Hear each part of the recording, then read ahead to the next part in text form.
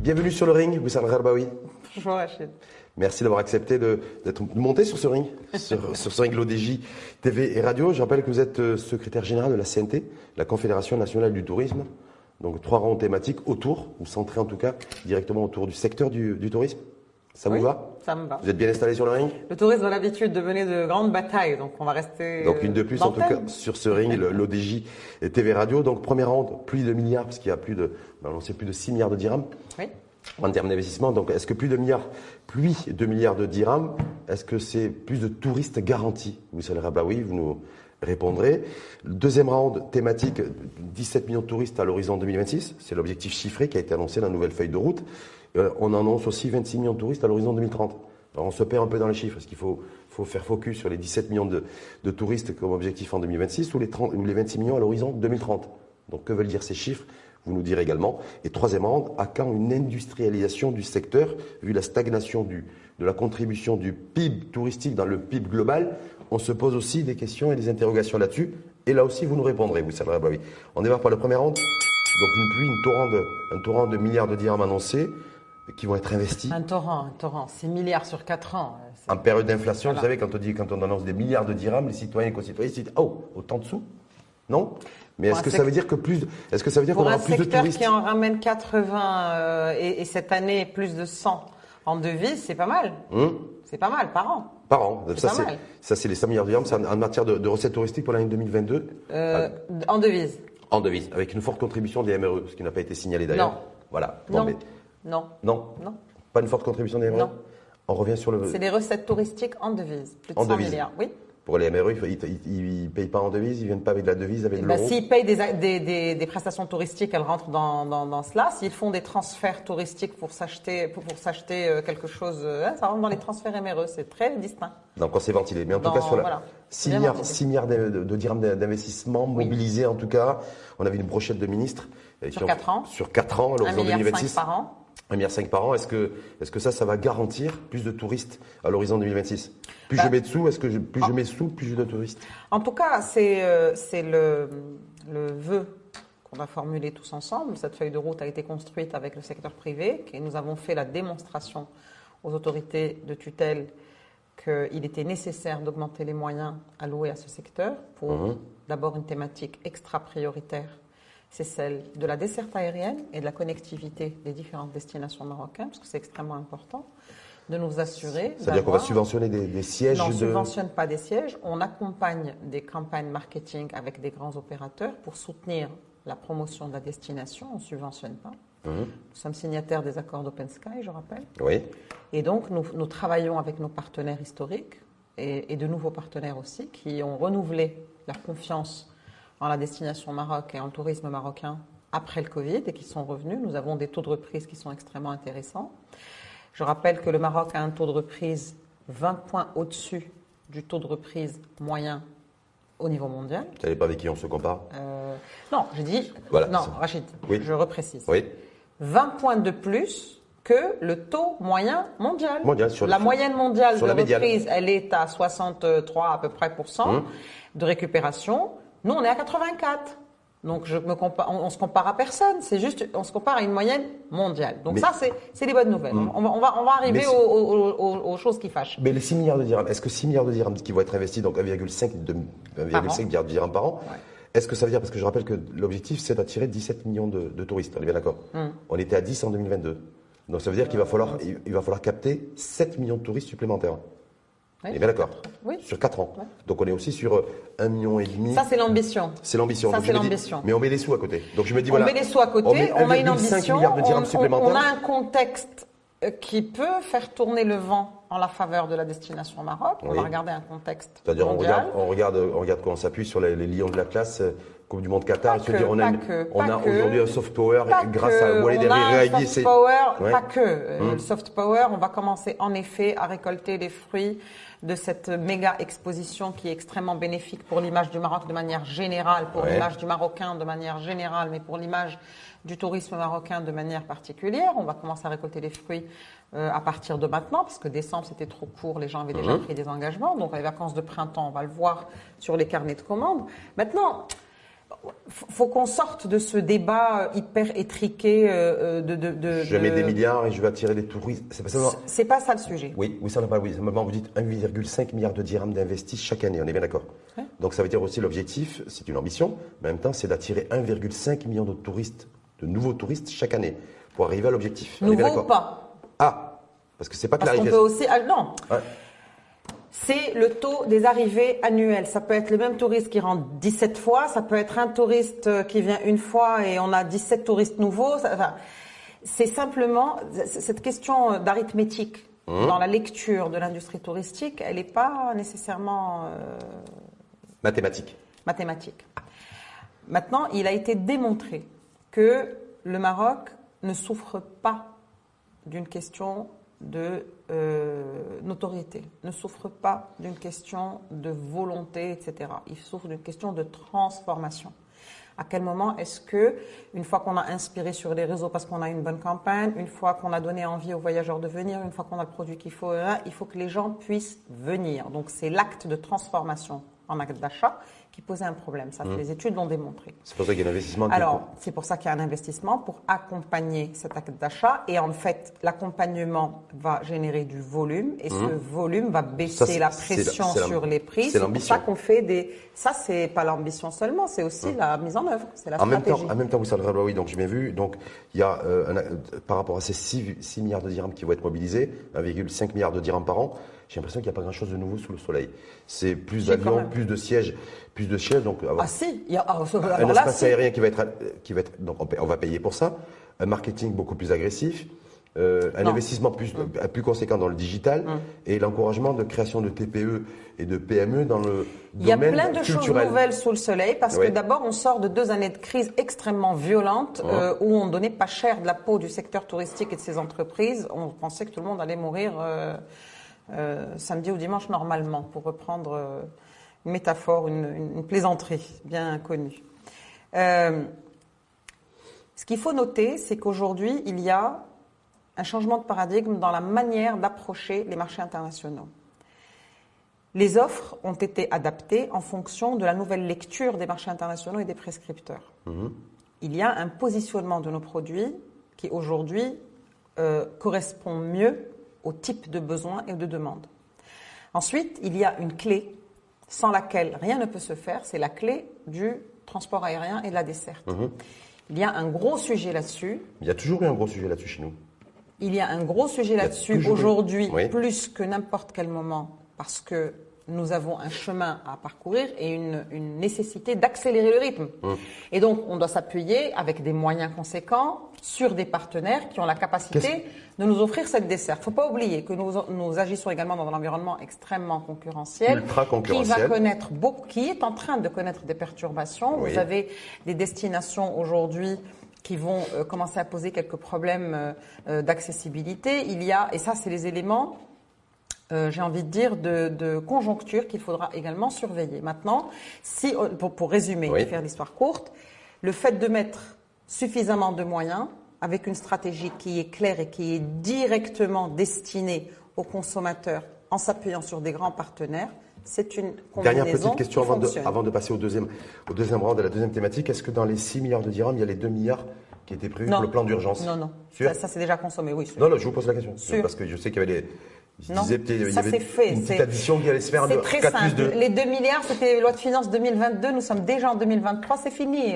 Ça y est. Oui, mais certains disent que les 2 milliards, certains opérateurs ne les ont pas vus passer ou les ont vus passer très rapidement. Non, il y avait les 2 milliards ont été répartis. Ils ont été ventilés pour les 2 milliards ont été répartis sur la base d'une grille de répartition qui donnait droit, qui a été d'ailleurs déployée à l'échelle territoriale, avec l'implication des opérateurs, parce qu'elle a été destinée aux hôteliers. Nous regrettons fortement, en tant que confédération professionnelle, que l'ensemble des segments n'ait pas pu profiter, les agences de voyage n'ont pas pu profiter. Aujourd'hui, nous recevons aussi des appels de gens qui sont contraints de fermer leurs agences et ils demandent même la procédure pour fermer leur agence parce que les gens, ça y est, au bout de 3 ans, ils ont espéré. Il n'y a pas grand-chose qui a été fait. C'est très regrettable qu'on n'ait pas réussi à faire quelque chose pour le réseau de distribution. Et on risque de le payer quand on a l'ambition d'attirer beaucoup plus de touristes à l'horizon 2026 et donc 2030. Il faudrait qu'on s'organise différemment. Oui. Il faut qu'on prenne en compte l'ensemble des éléments de la chaîne de valeur.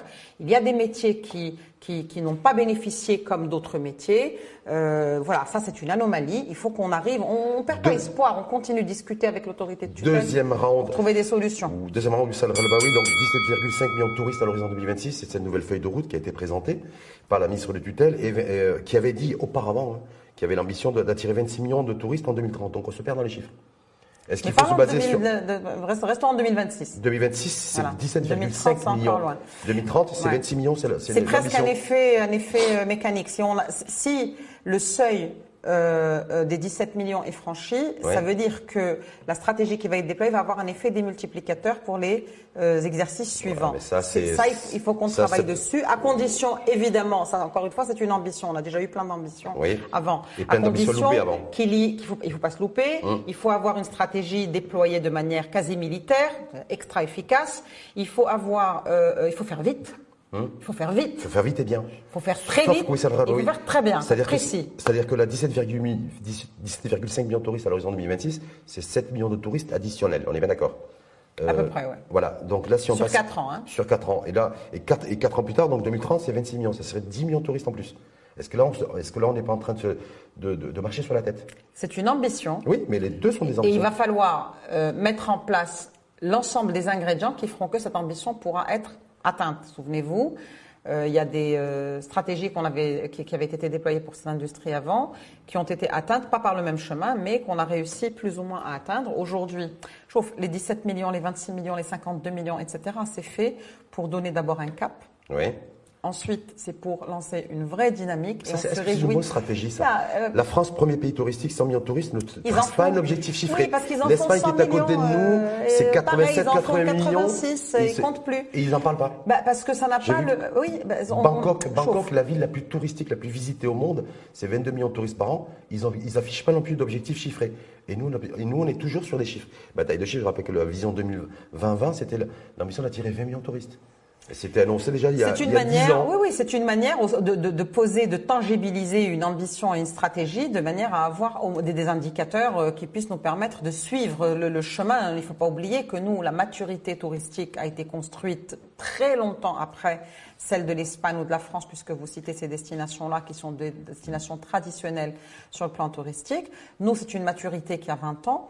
On a commencé à travailler cette industrie, à la considérer en tant que telle à partir des années 2000, quand il y a eu la première feuille de avec le plan Azur. Ambition stratégique. Mais... Là, c'était la vision 2010. Le plan Azur est une composante de la vision 2010, c'est pas toute la vision 2010. D'accord. Ensuite, il y a eu la vision 2020. Donc ça, c'est une maturité qui a 20 ans. L'industrie touristique marocaine a 20 ans d'existence en tant qu'industrie. Mais on voit bien que la planification toujours chiffrée, aucun chiffre n'a jamais été atteint. Depuis 15 ans. Donc je me dis, est-ce qu'on va rentrer dans l'analyse du pourquoi, du comment? Non. On a atteint un certain nombre d'objectifs, on a atteint quelques ambitions, d'autres n'ont pas. Malheureusement, on n'a pas tout réalisé. Aujourd'hui, nous avons une feuille de route qui va nous donner le cap pour une accélération de la dynamique touristique, c'est ce qu'on souhaite. Oui. Après, le monde a beaucoup changé. Le monde a énormément changé, le digital s'en est mêlé. Il faut que l'on s'adapte, il faut qu'on se donne les moyens de nous adapter à une industrie extrêmement changeante et à des consommateurs également changeants. Donc vous dites qu'il faut d'abord faire le focus sur plutôt 17,5 millions de touristes à l'horizon 2026. Parce que les 26 millions à l'horizon 2030, on verra dans un second temps. Une fois qu'on aura atteint ces 17,5 millions. Mais en même temps, on se dit, voilà, Marrakech, c'est quoi? C'est entre 2 et 3 millions de touristes par an. Marrakech et Agadir, c'est 65-70% de l'activité globale. Il faut rester très attentif à une répartition équitable entre les différents territoires. Je me réjouis de voir qu'il y a des lignes maintenant qui desservent Ouarzazate depuis Barcelone. Il y a, je crois, 35 lignes maintenant qui sont ouvertes sur cette destination-là. Il va falloir faire hyper vite pour travailler le produit parce que Ouarzazate a perdu, je veux absolument parler de ce sujet-là, le Sud a perdu à peu près entre 25 et 30% de ses capacités pour des raisons de vétusté. exister pour des raisons de l'adaptation de l'offre, pour des raisons d'accessibilité, pour 1 milliard de raisons. Il faut un zoom, parce que finalement, pourquoi on fait cette industrie?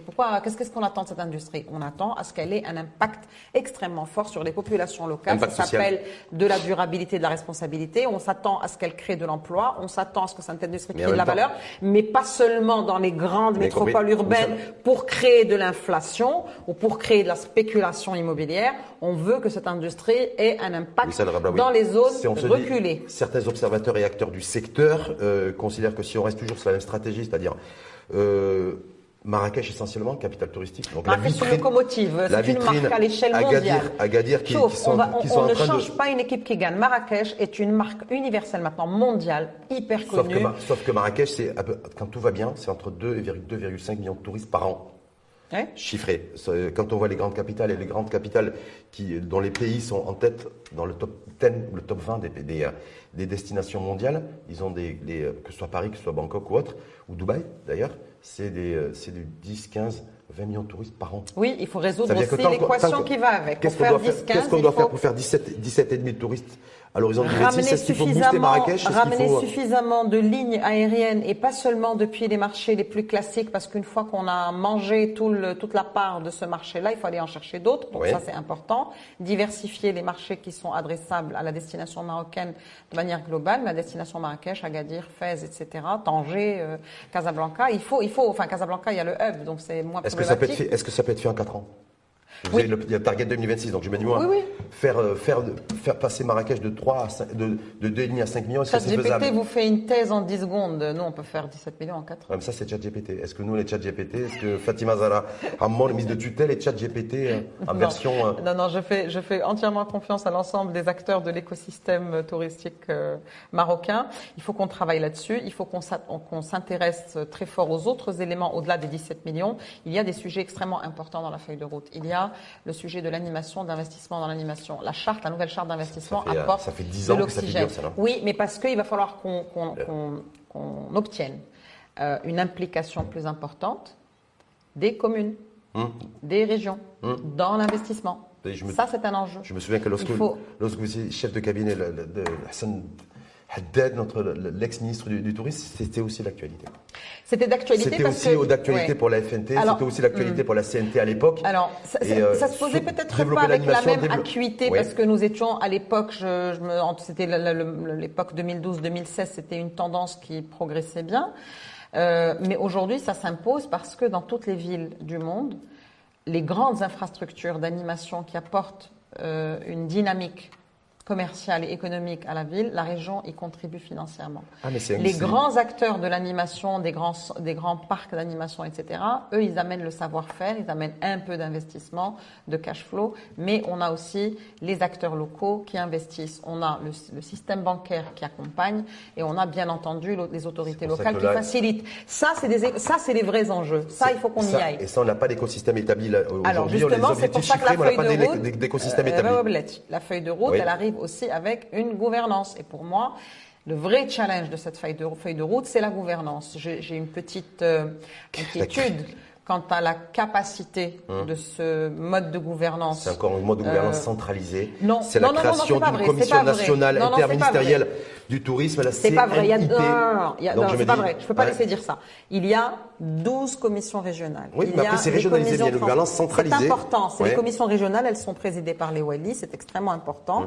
On revient à un schéma qui favorise la décentralisation et qui va dans le sens de la régionalisation avancée. C'est ça qu'on souhaite. On souhaite aussi, on est en train de travailler pour créer une vraie dynamique, y compris avec l'implication forte des acteurs de toute la chaîne de valeur, de tous les métiers.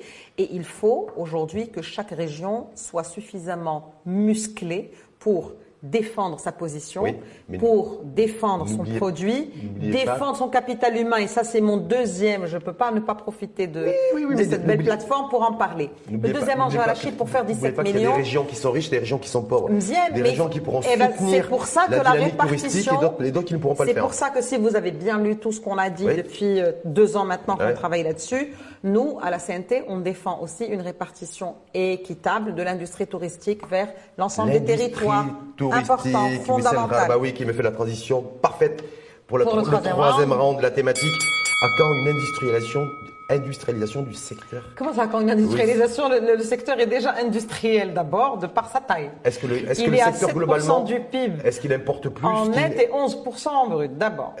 Ensuite, il importe plus de massivement 100 milliards de dirhams en devises. Oui. On est presque aussi bon que l'OCP. L'OCP vient de faire 106 milliards, je crois, en 2022. On n'est pas loin. Quand même, c'est une industrie. On emploie un demi-million de Marocains de manière directe et 2,5 de manière directe et indirecte. C'est presque plus que l'industrie automobile. Sauf que quand on regarde le PIB, le PIB touristique, il n'a pas bougé depuis 13 ans.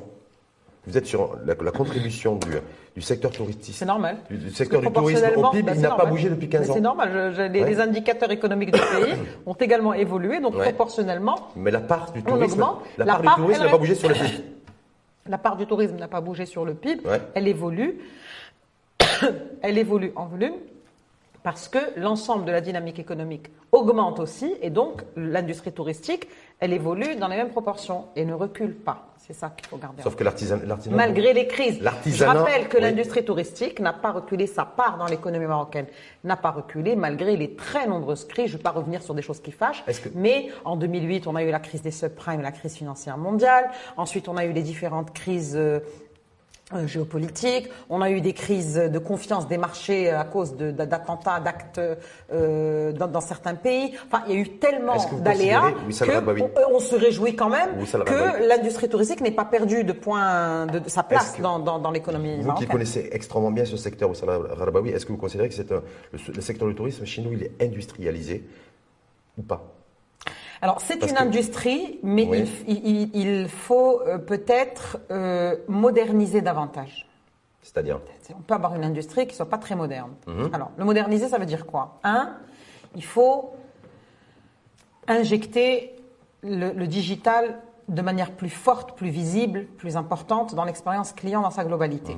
Ça, c'est important. Ensuite, il faut s'occuper des métiers et des talents. Il y a de nouveaux métiers. Il y a aujourd'hui, l'expérience touristique, elle est aussi influencée par l'intelligence artificielle.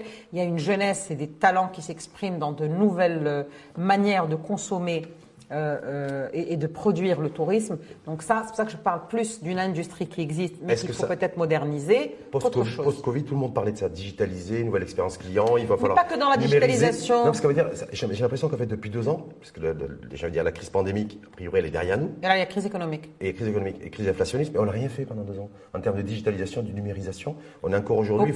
Pourquoi vous dites qu'on n'a rien fait?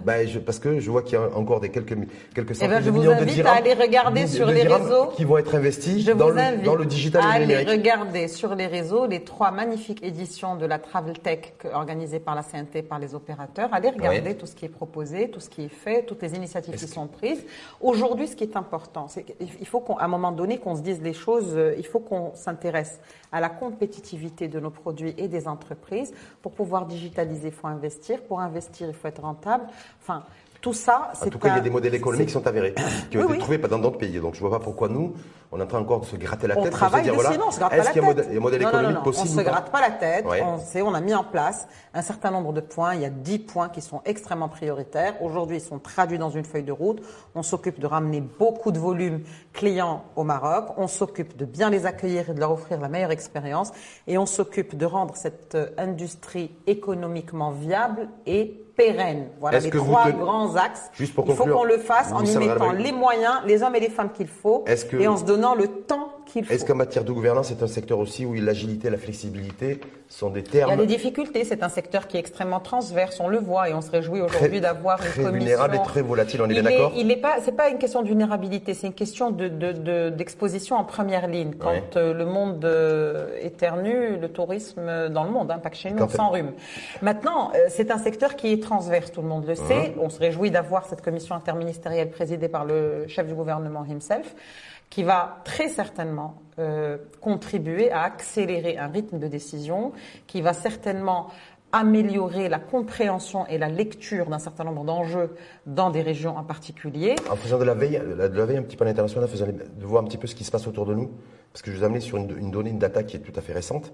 Vous savez qu'on est dans une conjoncture inflationniste, le monde entier est frappé par l'inflation, le marché européen est frappé par l'inflation. Marché européen parce que c'est le principal marché émetteur touristique pour nous, et principalement le marché français. Apparemment, le pays qui devrait profiter, parce qu'il y a toujours les gagnants et les perdants. L'Allemagne qui vient de faire des manifs aussi. Oui, mais le pays, la destination soleil qui devrait profiter massivement de l'inflation et de ses conséquences, c'est l'Espagne, qui est à quelques kilomètres de chez nous. Et le Maroc. Oui, mais d'abord l'Espagne. Et le Maroc, parce que la monnaie marocaine aussi se porte bien. Massivement l'Espagne. Est-ce que là, vous dites, voilà, parce qu'on risque d'être en compétition directe avec l'Espagne pour l'été prochain. Est-ce que ça c'est intégré aussi dans les... L'Espagne est une destination... Oui, mais là, vous parlez de quoi? De l'offre balnéaire. On a quand même de très très belles stations. L'offre globale et balnéaire essentiellement. Mais nous sommes aussi, et d'abord, une destination très culturelle qui est le Maroc. Et puis aujourd'hui, il y a aussi des produits qui sont bien travaillés, des combinés entre l'Espagne et le continent africain. C'est un séjour, deux continents, deux civilisations et deux cultures. Ça se fait. Les opérateurs le font. En période d'inflation, très bien. En période d'inflation, on compte ses sous et les touristes également. C'est-à-dire que la destination espagnole. D'où la nécessité que l'on soit attentif aussi à la compétitivité. Voilà, ça nous amène au sujet de la compétitivité de notre destination, au coût de notre produit. Il y a un coût social, il y a un coût fiscal, il y a un coût de production. Il faut qu'on continue de nous améliorer là-dessus. On va entamer, il me semble, les discussions autour de la loi de finances 2024 dans pas longtemps. On va commencer les préliminaires. D'ici le mois de juin. On est là en avril bientôt, donc ça nous laisse le temps de faire des propositions. On fera des propositions sérieuses. La saison estivale, ça se prépare ça se prépare maintenant. Oui, mais c'est une dynamique perpétuelle. En tout cas, valeur aujourd'hui au moment où on parle, c'est plutôt l'Espagne qui est en pole position pour capter. Voilà. Et on n'est qu'à 14 km de l'Espagne, on a de très très belles plages, on partage la Méditerranée, c'est une excellente nouvelle. Aujourd'hui, on a des produits qui sont pas